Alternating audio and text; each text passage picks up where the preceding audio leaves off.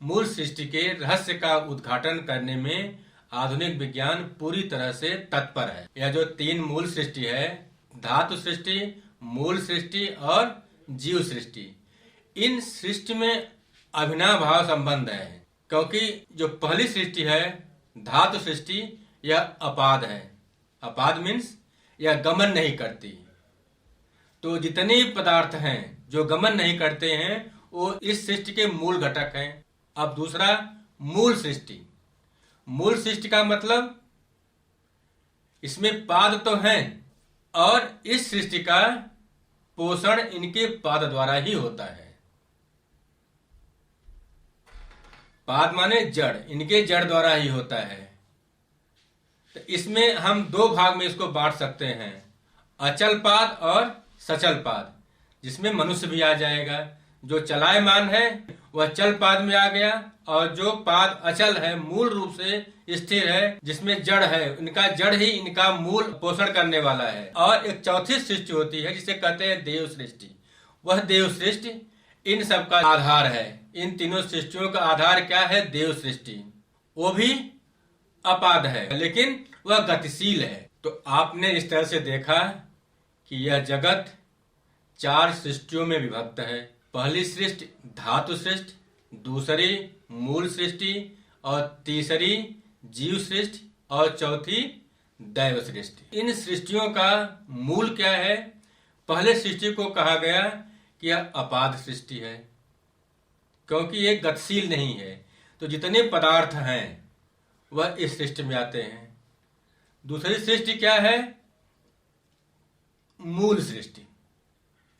मूल सृष्टि का आशय इसमें पाद है, और यह पाद दो तरह से हैं, अचल पाद और सचल पाद। इस सृष्टि में आप वृक्ष से लेकर के जीव तक दोनों को रख सकते हैं। और जो चौथी सृष्टि है देव सृष्टि, वह भी अपाद है। इनका जो अविनाभाव संबंध है, अपाद,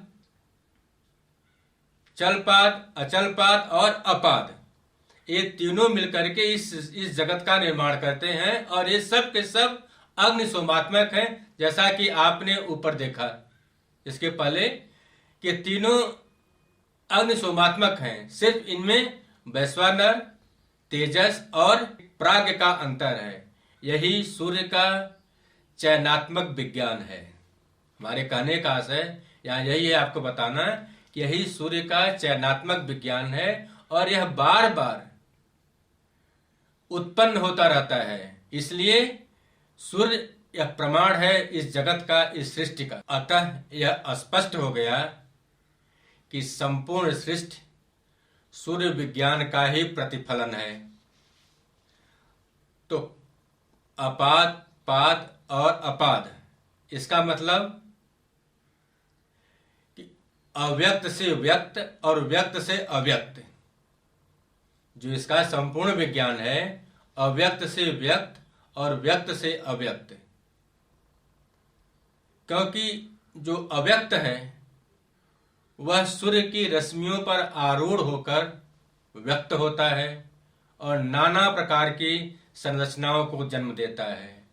और यह व्यक्त सूर्य की विशेष कला अर्थात काल से संयुक्त होकर के अपना एक जीवन पूर्ण करके पुनः अव्यक्त में लीन हो जाता है। तो यह विज्ञान है अव्यक्त से व्यक्त और व्यक्त से अव्यक्त होने का। अतः यह स्पष्ट हो गया कि सूर्य प्रज्ञानात्मक है। इसीलिए सूर्य को प्राणोष्म प्रज्ञाता कहा गया है। तो यह स्पष्ट हो गया कि जो प्रज्ञाता है वास्तव में वही ब्रह्म है, और वही संपूर्ण सृष्टि का नियंता है, निर्माता भी है, नियंता भी है। केनोपनिषद में एक व्याख्या आती है कि अग्नि, जल और वायु, इन्हें अहम हो गया था कि हम शक्तिशाली हैं। तो इनके अहम को चूर करने के लिए ब्रह्म ने एक तिनके का सहारा लिया और अग्नि से कहा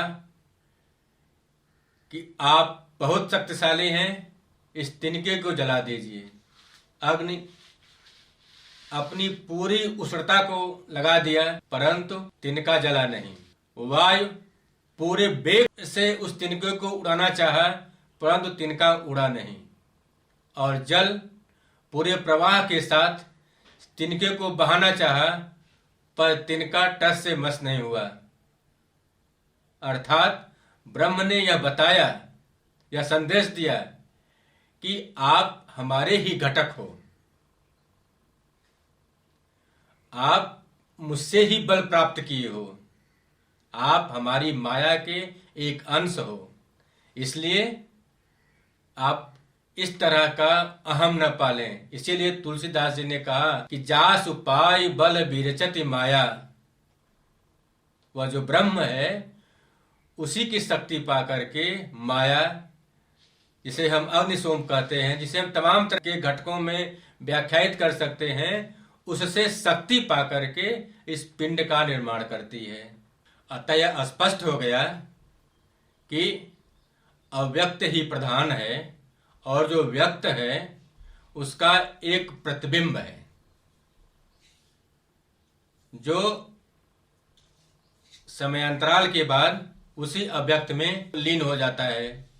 और अव्यक्त का मुख्य रूप से 3 घटक है। आप कह सकते हैं कि अव्यक्त अपनी 3 कलाओं से इस व्यक्त का निर्माण करता है। पहला अपह जल, दूसरा वायु और तीसरा सोम। ये तीनों मिलकर के व्यक्त का निर्माण करते हैं। तो यह जो आपका वैदिक सौर विज्ञान है, आपने देखा भली भांति से कि जो सूर्य की चयनात्मकता है वही संपूर्ण जगत में विभिन्नता को उत्पन्न करने के लिए जिम्मेदार है, जिसका आप अनेक उदाहरण से समझ सकते हैं। सूर्य की चयनात्मकता का एक सुंदर उदाहरण हम खुद हैं मानव। सौर तेज के आधिक्य के कारण, अर्थात प्रज्ञान के कारण या तेजस तत्व के कारण, हम मनुष्य सीधा खड़ा होकर के गति करता है। परंतु एक दूसरी प्रजाति है जिसमें इस सौर तत्व का न्यूनता होने के कारण उन्हें हम वानर कहते हैं, क्योंकि उसमें प्राज्ञ या तेजस तत्व न्यून है मनुष्य की अपेक्षा। क्योंकि वानर में 2 गुण पाए जाते हैं जो मनुष्य जैसे व्यवहार करते हैं। पहला, हाथ से भोजन ग्रहण करना और श्रोण से बैठना, ये 2 मनुष्य के गुण हैं। और मुख से निवाला ग्रहण करना और 4 पैरों से चलना, यह पशु के गुण हैं। इसलिए वह उभयधर्मी हुआ, वह दोनों के बीच की कड़ी है। न वह मनुष्य है न पशु है, वह वानर है, क्योंकि उसके अंदर वह सौर्य का जो प्रधान 2 गुण है, तेजस और प्राज्ञ, वह मनुष्य की अपेक्षा में न्यून है। इसलिए आप स्पष्ट कर सकते हैं कि हम बंदर के वंशज नहीं हैं, हम वानर के वंशज नहीं हैं, हम नारायण के वंशज हैं। हमारा विज्ञान इतना कुंद नहीं है। वैदिक काल से ही यह बता दिया गया है कि हम नारायण के वंशज हैं, हम वानर के वंशज नहीं हैं। परंतु आधुनिक विज्ञान अभी इसी पर उलझा हुआ है, क्योंकि उसे वह सत्य का ज्ञान नहीं है, वह अर्ध सत्य में ही जी रहा है। तो इस तरह से आपने देखा कि आधुनिक विज्ञान की आधारशिला प्रकाश पर आधारित है या प्रकाश पर आधारित यंत्रों पर, जिसकी सहायता से हम सृष्टि के विज्ञान का, कौन सा विज्ञान, जो अर्ध सत्य है, के उद्घाटन में लगे हुए हैं, जिसमें Heisenberg, Thomas, Maxwell, Thomson, Chadwick, Rutherford, Einstein, ऐसे अनेक वैज्ञानिक जो आधुनिक विज्ञान की आधारशिला बने हुए हैं, वे अपने प्रयास से प्रकाश को जानने की कोशिश कर रहे हैं। प्रकाश को तरंग के रूप में बताया कि प्रकाश तरंग के रूप में है, फिर कुछ समय बाद बताया कि नहीं, प्रकाश क्वांटम के रूप में उनकी ऊर्जा काम करती है। विभिन्न प्रकार के सिद्धांत स्थापित किए गए, फिर उन्हें खारिज भी किया गया, यह बताने के लिए कि वास्तव में प्रकाश है क्या। मैक्सवेल ने पहली बार बताया कि प्रकाश वैद्युत चुंबकीय विकिरण है। तो इस तरह से आपने देखा कि आधुनिक विज्ञान अपने सिद्धांतों के आधार पर अर्ध सत्य को जानने के लिए पूरा प्रयासरत है। व्यक्त को जानने के लिए अपना परिश्रम कर रहा है। अभी वह अव्यक्त से बहुत दूर है, वह सत्य से दूर है। परासत्य तो उसके लिए नामुमकिन है, दूर की कौड़ी है। जो सोम तत्व से मूर्छित होकर के जो पिंड बने, उसी पिंड के अध्ययन में वह अपनी पूरी ऊर्जा लगा रहा है। यह रहा आधुनिक विज्ञान का क्रम। अब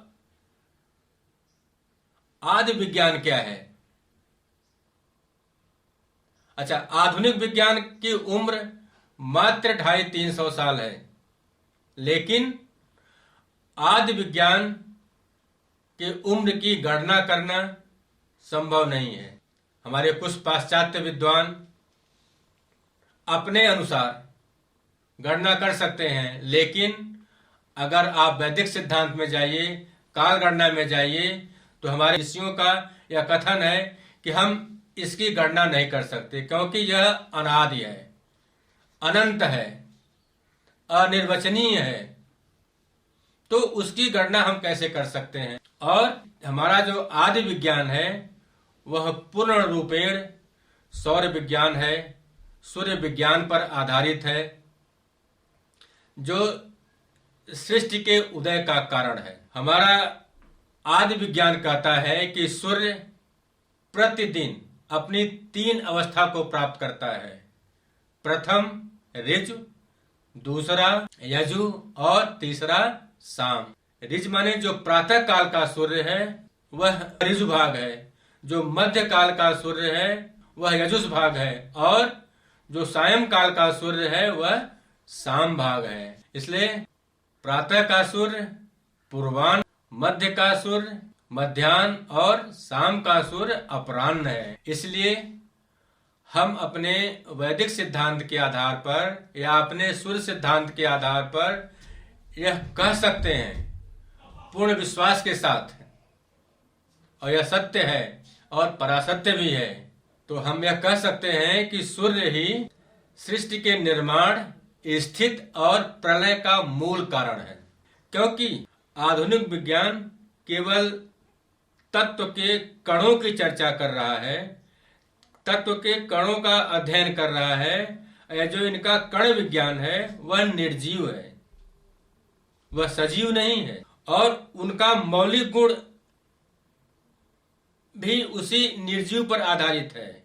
लेकिन आपका यानी हमारे वैदिक सिद्धांत का जो सत्य, रज और तम तीनों गुण है, यह सूर्य से ही संचालित होता है, और यही प्रकृति का 3 प्रधान गुण है।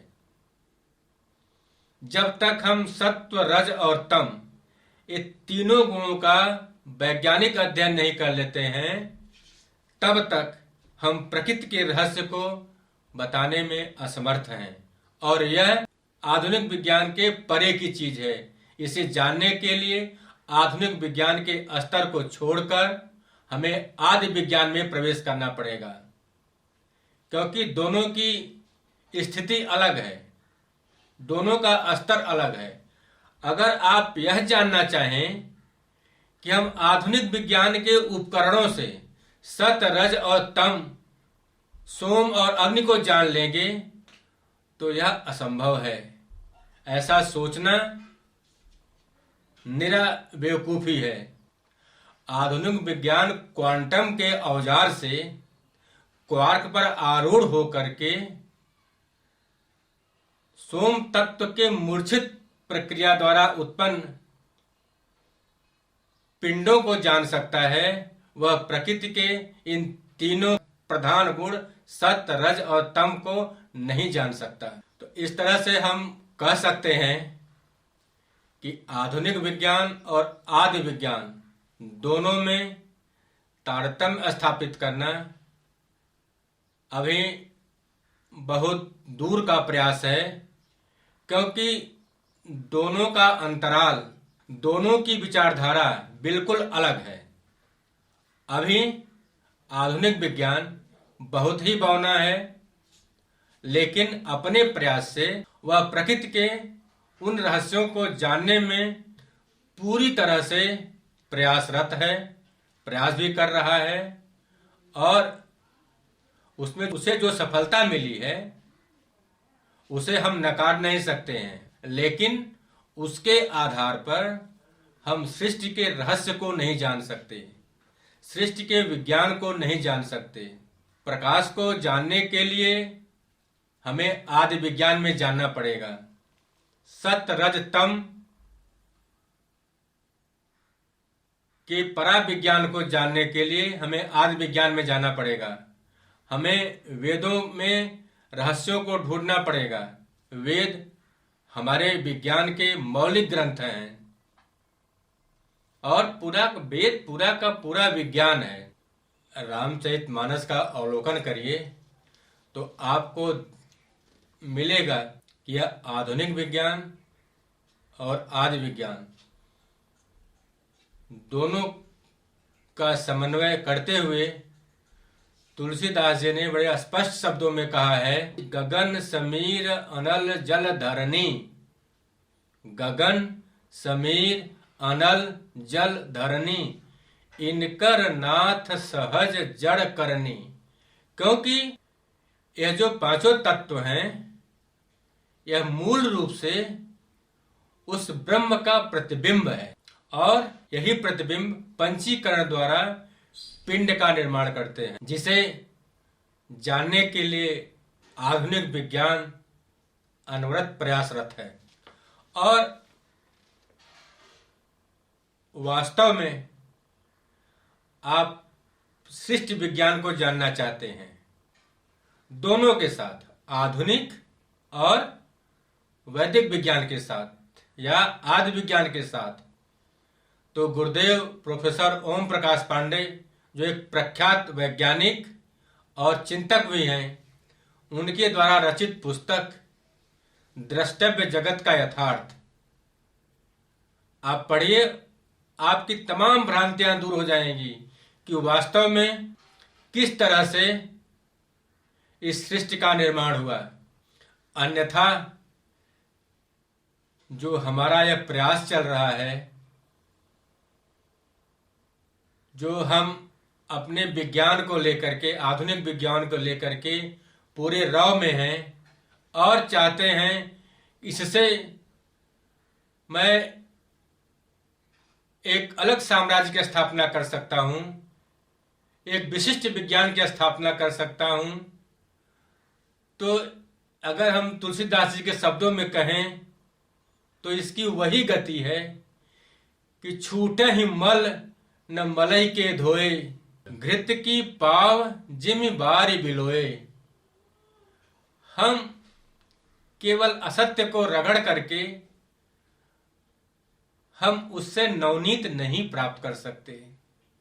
हमें नवनीत प्राप्त करने के लिए वास्तविक विज्ञान में, वास्तविक ज्ञान में, प्रज्ञान तक उतरना पड़ेगा। हम उसकी सहायता लेकर के आधुनिक विज्ञान को एक और नया आयाम दे सकते हैं। आज के वैज्ञानिकों से मेरा निवेदन है कि वे जो कुछ कर रहे हैं उसके साथ अगर वह भारतीय चिंतन को, भारतीय विज्ञान को, वैदिक विज्ञान को जोड़ करके एक नए आयाम की तरफ आगे बढ़ें तो निश्चित रूप से एक नया क्षितिज स्थापित होगा, जिसमें आज जो आधुनिक विज्ञान की विसंगतियां हैं हम उसे दूर कर सकते हैं और हम प्रकृति के और करीब आ सकते हैं, जिससे हम प्रकृति का संरक्षण कर सकते हैं। आज जो प्रकृति की दोहन की विचारधारा जन्म ले चुकी है और उसका प्रतिफल मानव जात पर सीधे पड़ रहा है। उसे समाप्त करने के लिए, उसे समझने के लिए हमें आदि विज्ञान को समझना होगा, वहां जाना पड़ेगा। तभी यह जीवन एक लंबे समयांतराल को तय कर सकता है। क्योंकि आप देख रहे हैं कि आधुनिक विज्ञान का जीवन काल 250-300-400 साल का है और कमर टूट चुकी है। लेकिन आदि विज्ञान, वैदिक विज्ञान, यह अनंत काल से आ रहा है और पूरे प्रकृति का संरक्षण करते हुए, पूरे जीव जगत का संरक्षण करते हुए, पूरे ब्रह्मांड का संरक्षण करते हुए हम अपने जीवन को सुचारू रूप से, भली भांति से संपादित कर लेते हैं। लेकिन आज जीवन फंस गया है। आज आप देखिए, जो जीवन के मूल घटक हैं, और मूल घटक क्या है? वही 5 तत्व: छित, जल, पावक, गगन और समीर। छठा कोई तत्व आधुनिक विज्ञान बना नहीं पाया है। हाँ, इस 5 तत्वों में असंतुलन जरूर पैदा किया और यही असंतुलन प्रलय का कारण बनता है, यही असंतुलन विनाश का कारण बनता है। अतः हमें इसे रोकना है। वैज्ञानिकों का यह भी दायित्व है कि इसे रोकें और टेक्नोक्रेट को भी मना करें कि हम ऐसी तकनीकी नहीं विकसित करने देंगे जो प्रकृति को नुकसान पहुंचाती है, जो समाज को नुकसान पहुंचाती है। इसके लिए हम निर्माण की अनुमति नहीं देंगे।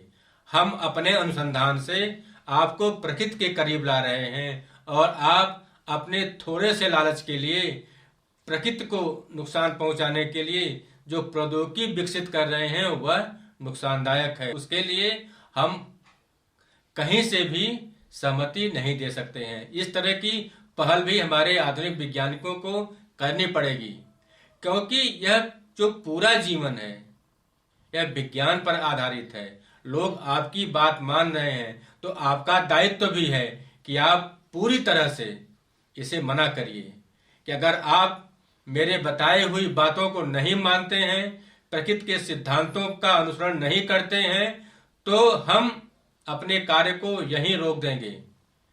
आगे आप जो विकास को लेकर के दंभ भर रहे हैं वह विकास नहीं है। विकास, प्रकृति का विकास ही हमारा विकास है। यह वेद का मूल मंत्र है कि प्रकृति का विकास ही हमारा विकास है। मानव विकास नहीं कर सकता है। मानव प्रकृति के साथ चले, उसका विकास हो जाएगा। प्रकृति हमारा विकास करती है, हम प्रकृति से विकसित होते हैं, प्रकृति के घटकों से हम निर्मित होते हैं। हम प्रकृति का विकास नहीं करते हैं, हम प्रकृति का विनाश रोक दें। इसलिए हमारा आपसे निवेदन है कि आप अपने सारे विकास कार्य को प्रकृति की दिशा में मोड़िए, प्रकृति के संरक्षण के लिए अर्पित करिए, ताकि हम पुनः अपने उस जीवन को पा सकें और अपने आने वाली पीढ़ी को, जो हमारा मूल दायित्व है कि हम अपने आने वाली पीढ़ी को वह स्वस्थ पर्यावरण, वह स्वस्थ प्रकृति दे सकें। मेरा आपसे अनुग्रह है कि आप अपने आदि विज्ञान को पढ़िए, जानिए और उसको आधुनिक विज्ञान से जोड़ करके एक नए आयाम की स्थापना करिए, ताकि वह अत्यंत मंगलकारी और शुभ होगा।